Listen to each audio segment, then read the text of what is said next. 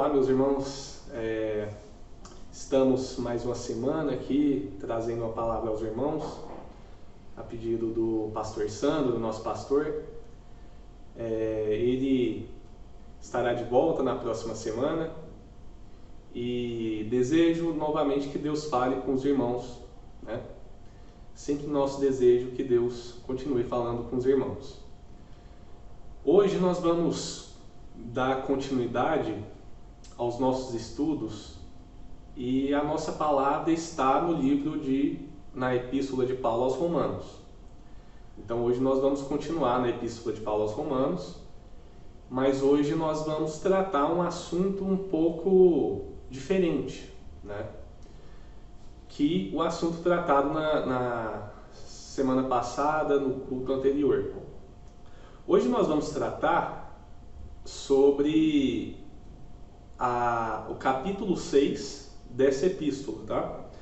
Capítulo 6 de Romanos, meus irmãos, fala o seguinte: que diremos então? Continuaremos pecando para que a graça aumente? De maneira nenhuma. Nós, os que morremos para o pecado, como podemos continuar vivendo nele? Ou vocês não sabem que todos nós que fomos batizados em Cristo Jesus, fomos batizados em sua morte? Portanto, fomos sepultados com ele na morte por meio do batismo, a fim de que, assim como Cristo foi ressuscitado dos mortos mediante a glória do Pai, também nós vivamos uma vida nova. Se dessa forma fomos unidos a ele, na semelhança da sua morte, certamente o seremos também na semelhança da sua ressurreição. Pois sabemos que o nosso velho homem foi crucificado com ele, para que o corpo do pecado seja destruído, e não mais sejamos escravos do pecado, pois quem morreu foi justificado do pecado. Ora, se morremos com Cristo, cremos que também com ele viveremos, pois sabemos que, tendo sido ressuscitado dos mortos, Cristo não pode morrer outra vez.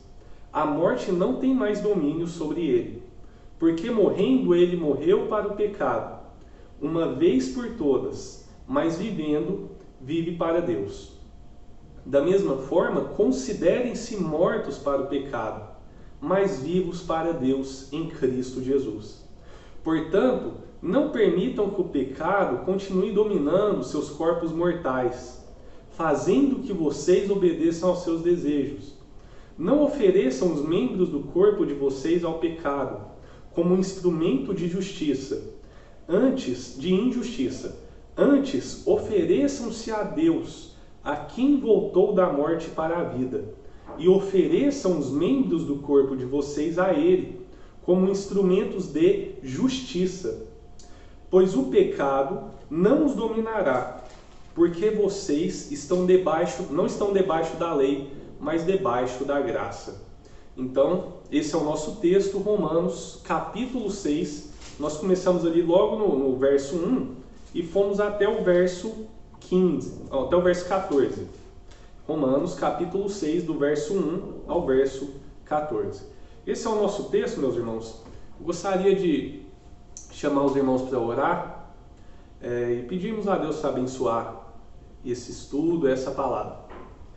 Deus, nós somos gratos ao Senhor por mais um dia de vida, nós somos gratos porque o Senhor é esse Deus que fala ao nosso coração, o Senhor é o Deus que fala ao teu povo, Pai. Como nós somos gratos ao Senhor, como temos motivos de gratidão ao Senhor. O Senhor é esse Deus que nos chama, que não nos desampara, que nos abençoa, que segue conosco a nossa caminhada em direção ao reino do Senhor, em direção àquilo que o Senhor estabeleceu para nós. Nós agradecemos ao Senhor por tudo e fale conosco, fale com os irmãos, fale com todos aqueles que ouvirem essa mensagem. É o nosso pedido ao Senhor, em nome de Jesus. Irmãos, hoje nós vamos falar um pouco da nossa vida em direção ao reino de Deus. Primeiramente, nós cremos que Deus estabeleceu o reino dele para aqueles que ele chamar, para aqueles que forem tocados, impactados pela mensagem do Evangelho. Deus ele estabeleceu o seu reino.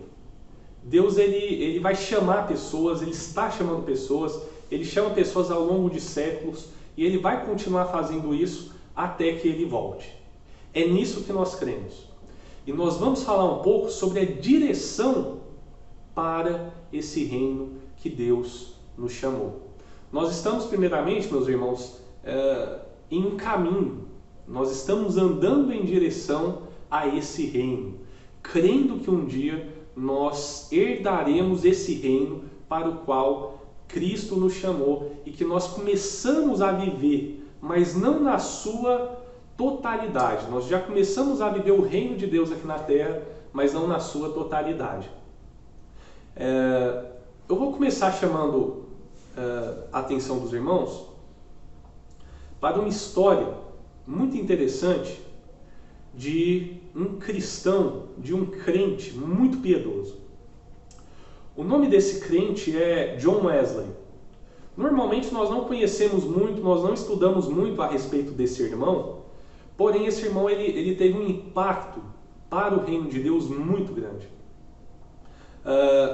John Wesley, meus irmãos, ele é um inglês do século XVIII e o John Wesley ele teve uma experiência muito interessante com Deus. Logo aos 5 anos de idade, John Wesley ele teve uma experiência com Deus aos 5 anos de idade. Ele é oriundo, ele teve a sua origem em uma família tradicionalmente anglicana, né? Nós sabemos que na Inglaterra tem uma relação de governo e religião muito próxima, e naquele tempo também já existia isso. Então John Wesley, a sua família era uma família anglicana e era uma família cristã, extremamente cristã, que levava uma vida ali nos caminhos de Deus, até onde nós sabemos, levava uma vida ali nos caminhos de Deus. E esse menino, ele nasce nessa família. Esse menino nasce nessa família cristã, piedosa, que educa ele nos caminhos do Senhor. Mas aos 5 anos de idade, ocorre um acidente. A história nos conta que o John Wesley, quando ele possuía 5 anos de idade, a sua casa pegou fogo. E seus pais saíram correndo, desesperados. E quando eles chegam na porta da casa, eles falam assim: o nosso filho. Mas a casa já está em chama, está tudo se destruindo, tudo se desfazendo com as chamas. E eles não sabiam o que fazer, eles não sabiam se eles entravam, eles não sabiam o que eles fariam com aquilo. E de repente, aquele menino com 5 anos de idade, ele sai dessa casa em chamas, quase que completamente destruído. Ele sai dessa casa sem ter nem sequer se machucado.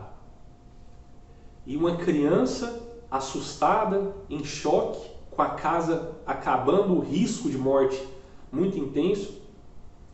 E ele fala que naquele momento ele percebeu o quanto ele precisava de Deus. Ele percebeu o quanto ele precisava ter esperança no Deus que nós servimos em Jesus Cristo. Então esse menino teve a experiência aos 5 anos. E um belo dia, ele, educado numa família cristã, ele sentiu um desejo no coração muito grande, por volta de 30 anos de idade. Ele saiu da Inglaterra por volta de 1735 em direção aos Estados Unidos. Os Estados Unidos, uma colônia, assim como o Brasil, uma colônia, porém uma colônia de origem inglesa. E aquele irmão, ele sai ali da Inglaterra e ele vem em direção à América, né? E é interessante porque esse irmão ele vem justamente para a América porque ele iria pregar o Evangelho. Ele seria um missionário aqui no continente americano.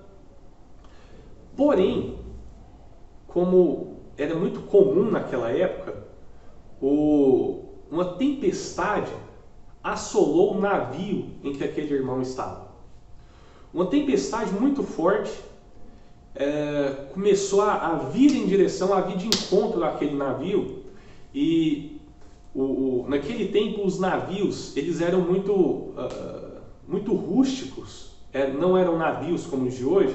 Os navios de hoje são de aço, todos muito bem construídos, muito bem estruturados, mas naquele tempo os navios eles eram construídos de madeira.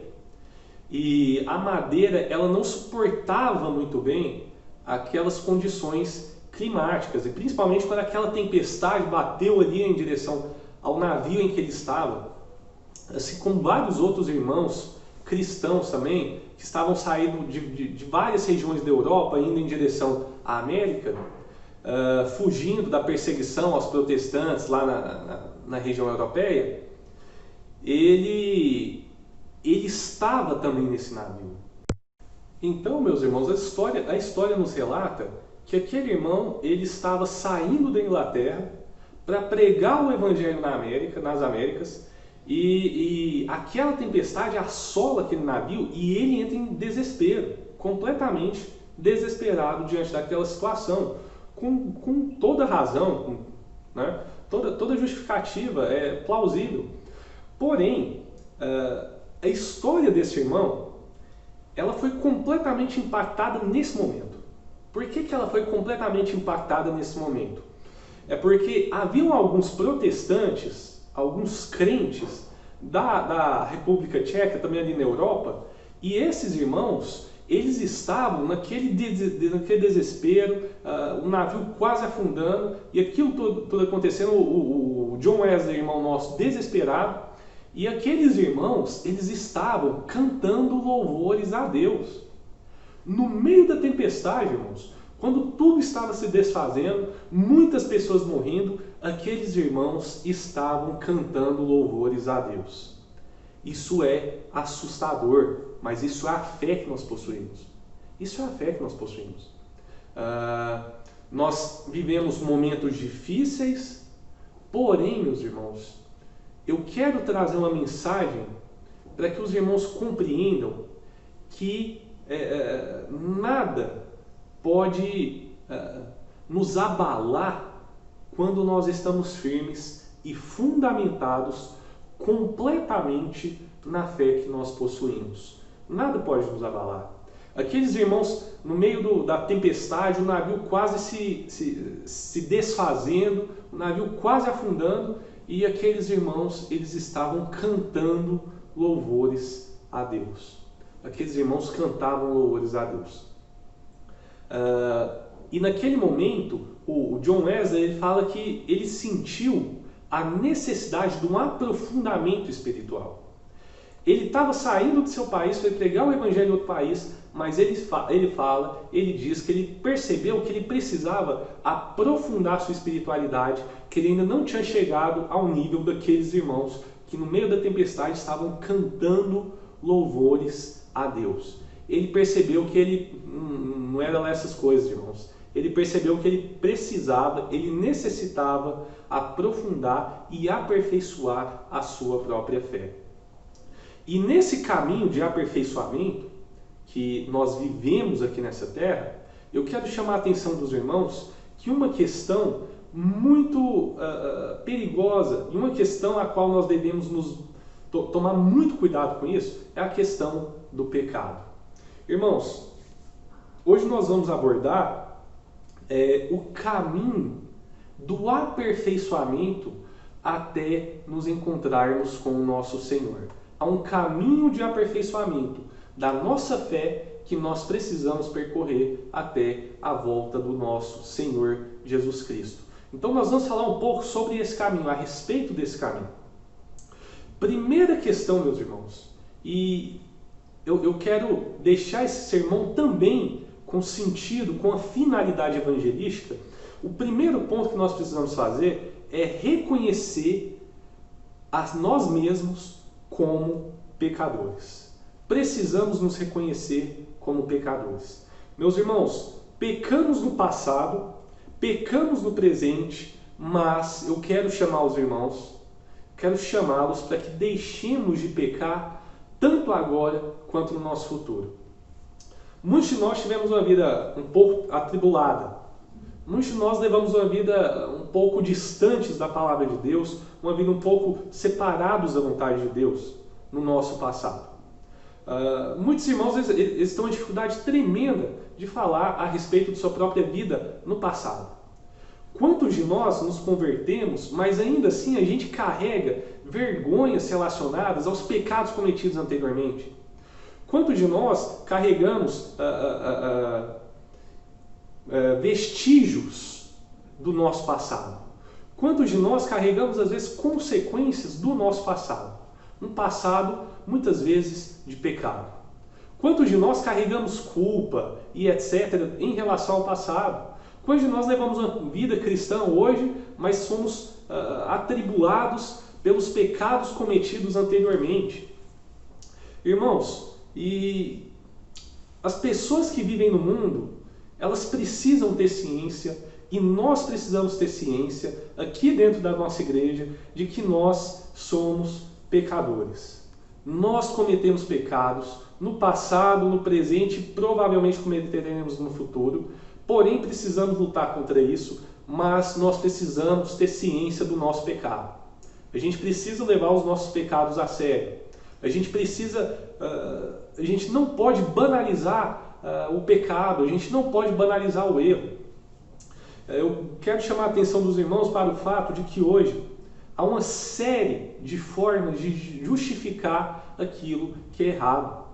Muitas pessoas elas tentam justificar suas práticas erradas, muitas pessoas tentam justificar o porquê elas estão andando no caminho errado, muitas pessoas não têm peso na consciência algum sobre aquele caminho que elas estão seguindo no pecado, no erro, no engano. Mas eu quero chamar a atenção dos irmãos. Precisamos ter ciência, precisamos saber, precisamos levar a sério o conceito de pecado. Muitas pessoas estão levando a vida no pecado. Muitas pessoas desconsideram Deus, desconsideram Cristo. O pecado, meus irmãos, é a causa da morte e do merecimento da morte, assim que a Bíblia nos ensina. Esse texto que nós lemos de Romanos, dos versos 1 ao 4, é isso que ele vai tratar aqui. Ele vai falar assim, que diremos então? Continuaremos pecando para que a graça aumente? De maneira nenhuma. Nós, os que morremos para o pecado, como poderemos continuar vivendo nele? O que Paulo está dizendo para aqueles irmãos é o seguinte: olha, meus irmãos, vocês que estão aqui na igreja, deixem o pecado. Deixem o pecado. Levem esse negócio a sério. Levem esse negócio a sério. Vocês não podem brincar com o pecado, vocês não podem brincar com Deus. A graça se manifestou, e o que Paulo diz é justamente isso. A graça se manifestou para perdoar os nossos pecados. Porém, isso não é justificativo para que continuemos a nossa vida mergulhada no pecado. A graça aumenta, a graça vai além do pecado, a graça superabunda o pecado, porém, isso não é, de forma alguma, justificativo para que continuemos pecando. Temos dois tipos de pessoas.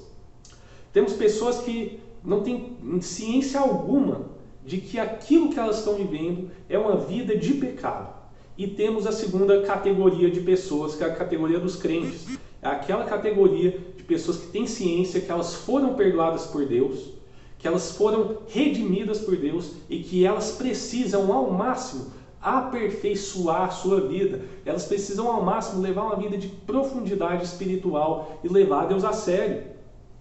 Transferimos os nossos pecados, meus irmãos, por meio da fé a Cristo Jesus. Os nossos pecados, eles são transferidos a Cristo.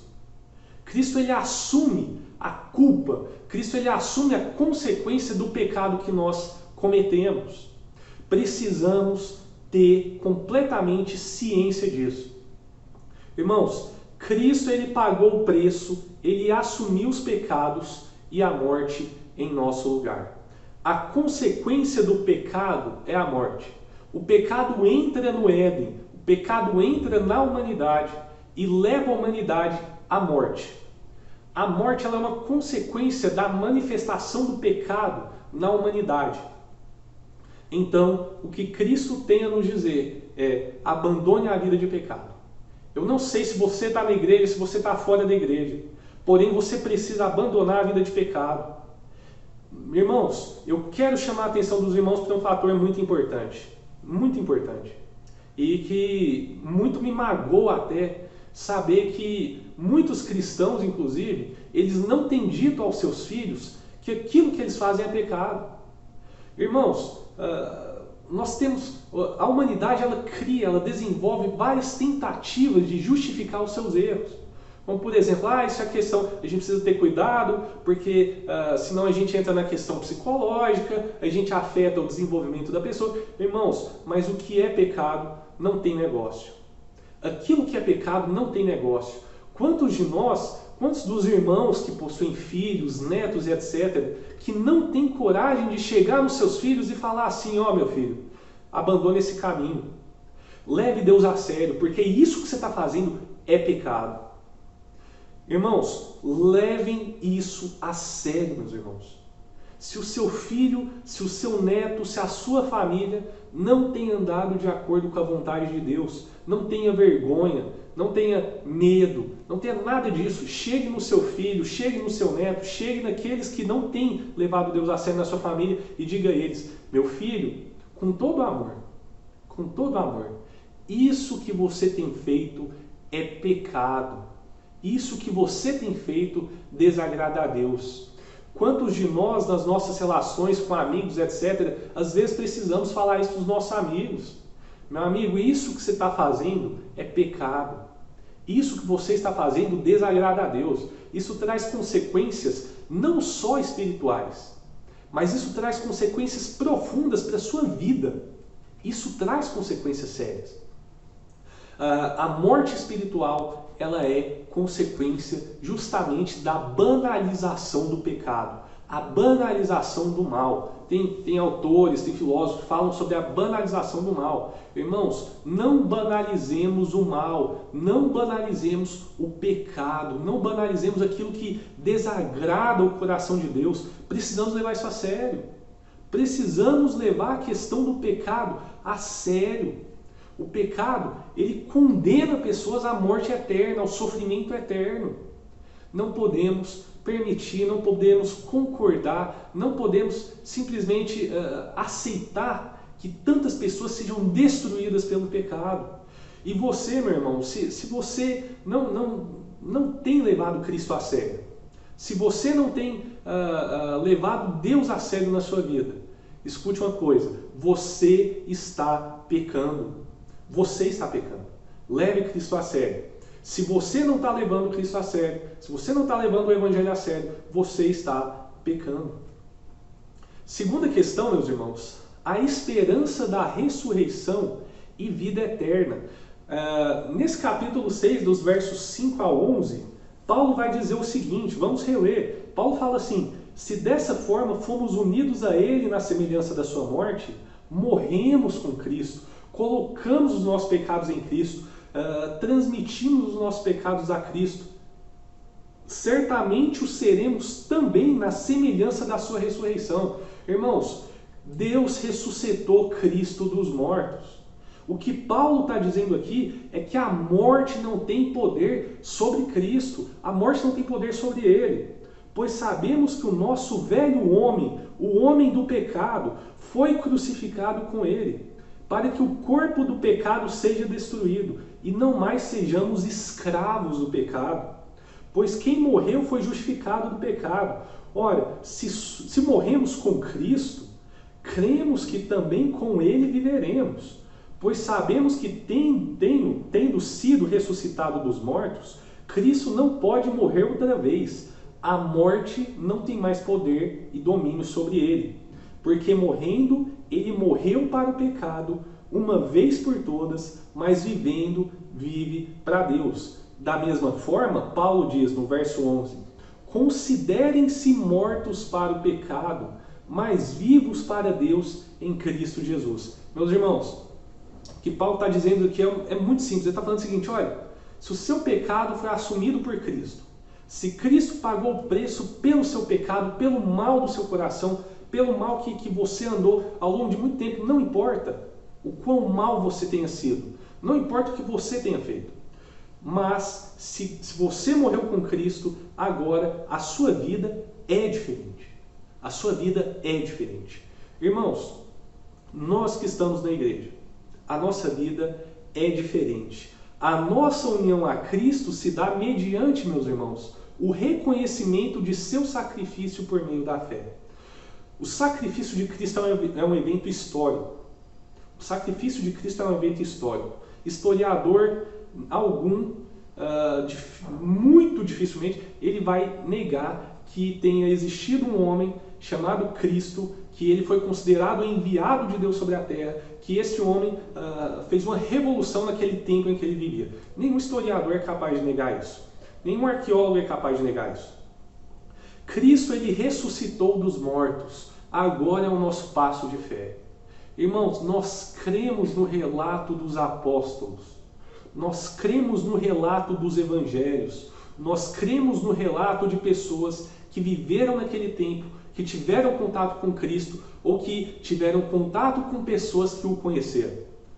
Nós cremos nesse relato, meus irmãos. Por meio da fé nós cremos que esse Cristo, ele morreu, ele ressuscitou. Os apóstolos deram suas vidas, meus irmãos, testemunhando e reafirmando isso que eles tinham visto. Eles falaram assim, olha, eu vi esse homem ressurreto. Eu vi esse homem ressurreto. Eu vi ele. Eu toquei nele. Eu conversei com ele. O Cristo ressurreto. É nesse Cristo ressurreto que nós acreditamos. É esse Cristo que tem domínio sobre a morte. É esse Cristo que não é impedido pela morte. É esse mesmo Cristo que vai nos ressuscitar. Ele não pode nos ressuscitar. Ele não tem capacidade para isso. Ele vai nos ressuscitar. A Bíblia nos diz que ele vai fazer isso. Ele vai fazer isso. É uma promessa bíblica. E o que Paulo está falando aqui é justamente isso. O batismo, ele significa, meus irmãos, a morte para a carne e o nascimento espiritual. O batismo, ele é um símbolo justamente dessa questão. Justamente de pessoas que morrem para o pecado e falam assim, Cristo, eu reconheço que eu tenho feito aquilo que desagrada ao Senhor. Deus, eu tenho magoado o Senhor, eu tenho andado no caminho errado, mas eu reconheço, eu preciso do Senhor, eu sou incapaz de conseguir a minha própria salvação, a minha própria vida eterna, eu preciso que o Senhor faça isso por mim. Esse é o nosso Evangelho. Eu preciso que o Senhor assuma os meus pecados e as consequências desse pecado, Pai. É um pedido, meus irmãos, é um pedido profundo, é um pedido completamente espiritual. É um pedido que nos leva além do efêmero, além do temporal. É um pedido que extrapola isso. É um milagre que Deus vem, Deus nos chama de forma assustadora, de forma inexplicável, às vezes com experiência completamente profunda. E Deus está nos chamando hoje. Deus está chamando você, meu irmão. Se você não viveu isso ainda, Deus está chamando você para viver essa experiência que vai muito além de qualquer coisa material que nós podemos ter contato. O pedido de Cristo, ele é muito mais profundo, ele é um pedido no eterno, ele é um pedido no transcendente, ele é um pedido que vai além disso que nós vemos e com o qual nós vivemos nessa terra. Cristo, ele nos chama. Cristo, ele nos chama e ele está falando o seguinte, olha, meu irmão, aprofunde espiritualmente. Aprofunde espiritualmente. Você, meu irmão, que está me ouvindo, o meu pedido para você é se aprofunde espiritualmente. Busque uma experiência profunda com Deus. Busque uma experiência com Deus que transcenda qualquer explicação humana, qualquer explicação teórica. Busque uma experiência que vá além de qualquer coisa nesse sentido. Irmãos, busque uma experiência verdadeira com Cristo. Busque uma experiência verdadeira com esse Deus. Coloque toda a sua culpa, coloque todo o seu pecado nele e fala assim, Deus, eu posso descansar no Senhor. Eu posso descansar no Senhor. Irmãos, eu quero chamar a atenção dos irmãos para outro ponto. Um ponto extremamente sensível. Quantos de nós andamos preocupados, andamos amedrontados com o momento que nós estamos vivendo, de pandemia, etc., coronavírus, etc. Irmãos, entendam uma coisa, e eu falo isso com todo carinho e com todo o respeito do mundo. Assim como aquele homem, John Wesley, lá naquela tempestade, tinham pessoas clamando, tinham pessoas agradecendo, tinham pessoas cantando a Deus. Naquele momento, naquela tempestade, irmão, faça o mesmo. Faça o mesmo. Aproveite esse momento para ter um aprofundamento espiritual com Deus. Aproveite esse momento para ter uma experiência que relembre os tempos antigos de recém-convertido. Por que não? Tenha uma experiência profunda com Deus, meu irmão. Não se desespere, como o John Wesley naquele navio que estava no meio de uma tempestade, quase afundando. Não se desespere. Cante louvores a Deus. Aproveite esse momento para aprofundar, para purificar a sua espiritualidade. Aproveite esse momento. Não se desespere, meus irmãos, porque nós não tememos a morte. Nós não tememos a morte, porque a morte nada significa para nós. A morte nada significa para nós. Ela é só a passagem para a vida eterna. Irmãos, quando eu deixo de olhar a morte como o mundo a enxerga, quando eu deixo de olhar a morte dessa maneira e passo a ver a morte como um encontro com Deus, irmãos, a minha percepção da morte ela é completamente mudada. A morte do crente ela é o encontro dele com Deus. A morte do crente é aquilo que o crente sempre esperou, em que ele vai se encontrar com Deus, meus irmãos. A morte é o nosso encontro com o nosso Deus. Cantemos louvores a Deus. Cantemos louvores a Deus. E o terceiro e último ponto, devemos desenvolver uma vida espiritual profunda e madura, irmãos. Devemos entregar a Deus, devemos entregar a Cristo tudo o que somos. É isso que Romanos, ele completa dizendo nesse trecho, do 12 ao 15, do capítulo 6. Ele fala o seguinte, olha, entregue a Deus tudo o que você é. Não retenha nada, entregue a Deus tudo o que você é. Se aprofunde no seu relacionamento com Deus, se aprofunde na sua intimidade com Deus. Não tema, não tema. Irmãos, nunca devemos nos esquecer do que Deus nos reservou. Deus nos reservou a vida eterna, meus irmãos. Deus nos reservou uma vida com Ele na eternidade. Se você não entendeu isso, meu irmão, se aprofunde, aproveite esse momento. Fale com Deus, fale assim, Pai, eu preciso entender isso. O meu coração ele precisa compreender os desígnios do Senhor. Meus irmãos, se aprofunde no seu relacionamento com Deus e saiba que você foi salvo pela graça divina, saiba que você foi salvo pela graça de Deus e que você deve desenvolver um relacionamento espiritual junto ao nosso Deus. Que Deus possa te levar a viver e andar em novos caminhos do ponto de vista espiritual, meus irmãos. Que Deus possa conduzir você. E se você não reconheceu isso ainda, se você não se converteu ainda, se você não teve ciência desse projeto de Deus, agora é o momento. Que Deus possa te ajudar, que Deus possa te auxiliar a livrá-lo do pecado e a morrer para Cristo. Falar assim, Deus, a minha vida pertence ao Senhor, Jesus. A minha vida pertence ao Senhor. Que enquanto eu estiver aqui na terra, eu possa desenvolver essa relação com o Senhor, uma relação profunda e moldada pelo Senhor. Que Deus nos abençoe. Deus, nós somos gratos ao Senhor porque a palavra do Senhor fala conosco.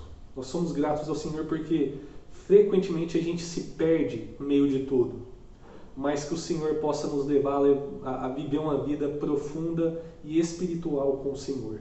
Dirija cada um dos nossos irmãos. Leve essa mensagem, Deus, a muitas pessoas para ouvirem e se converterem ao Evangelho do Senhor. Esse Evangelho que nos perdoa todo o pecado, que nos perdoa de todo o mal que cometemos e que cometeremos ainda. Que o Senhor possa nos abençoar, que o Senhor possa falar com os nossos irmãos. Em nome de Jesus. Amém.